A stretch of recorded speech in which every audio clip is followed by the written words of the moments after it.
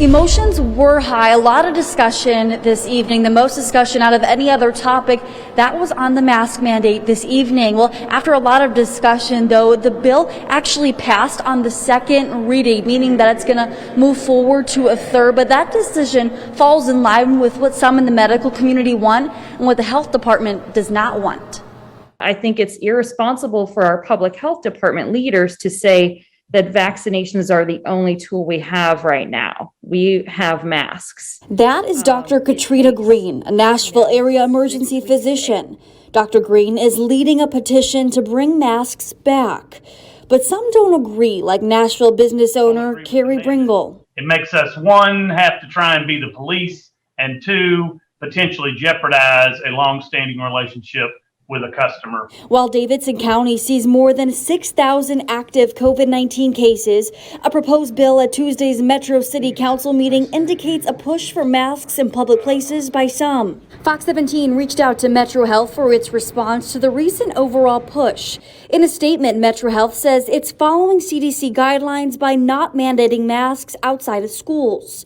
That's not enough for Dr. Green. If you're unmasked, you're breathing that virus all over everyone around you. So we can't just do it in the schools and in the public buildings. We need it everywhere. But for business owners like Bringle, a mask mandate everywhere, including restaurants, would be almost impossible to enforce. You know, in a business like mine, where it's a restaurant, you're going to come in and you're going to sit down, and you're going to have to take off your mask to eat. Adding that if the decision was between face coverings and shutting doors, the choice would then be easy. I would much rather have a mask mandate than to be shut down. So, you know, I'll be clear about that. But I don't think an indoor mask mandate is going to be effective. A lot of thoughts there from people who live in the Nashville area, but as they sat in on that meeting, as they said, it passed on the second reading, meaning it's going to move on to the third reading, and that all means that it's one step closer to a decision. That $260 million is all part of one big funding pool. Now that breaks down into smaller funding sources, each with its own set of criteria to qualify for it. That criteria can be broad, so there's some departments now receiving funding for things that aren't necessarily related to the coronavirus itself. An uptick in cybercrimes against children in the pandemic, resulting in more funding for Metro Nashville Police. MNPD reports investigating 246 cybercrimes involving children in 2020, thanks to more kids online during lockdown. Now the department is receiving $100,000 to address a growing backlog in cybercrime and to help find more online child predators. This funding is really to help local communities and especially criminal justice needs across the state. Diana Moran is with the Office of Criminal Justice Programs.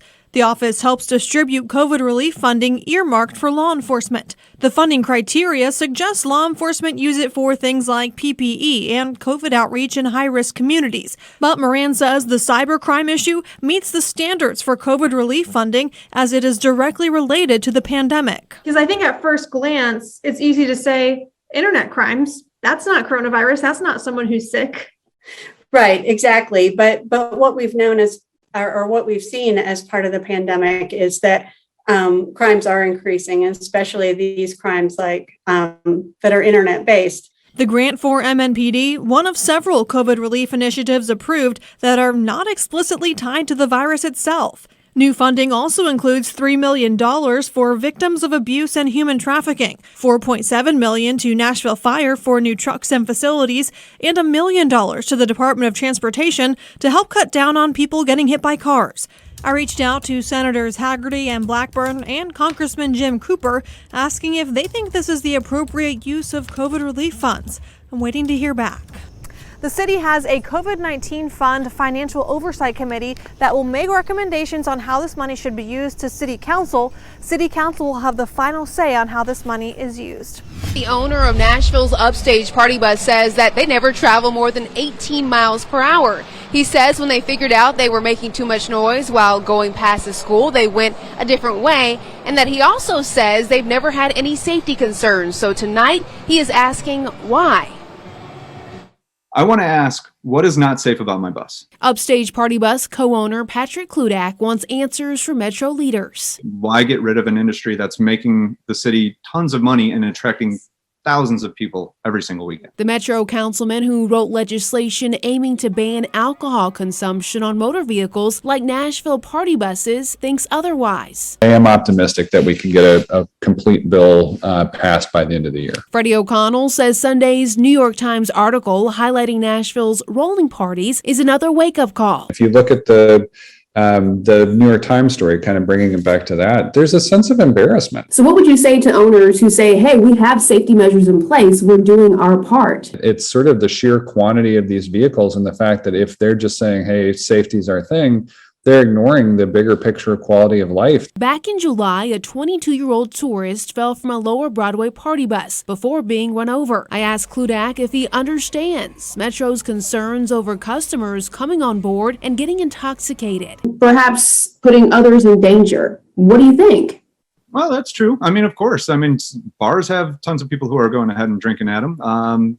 The simple fact is you need to have an ABC bartender. Kludak says their bus drivers also have commercial driver's licenses. Why get alcohol off of these things when we provide it for a safe experience? But just this month, the Nashville Convention and Visitors Corporation deactivated Kludak's membership, along with Honky Tonk Party Express and the Nashville Tractor. It means that they're just going to take us off of their website and they're no longer marketing for us. Tonight, Kludak says partnership is key. We want to work with the city so that way we could form regulations, form a partnership, be good with one another.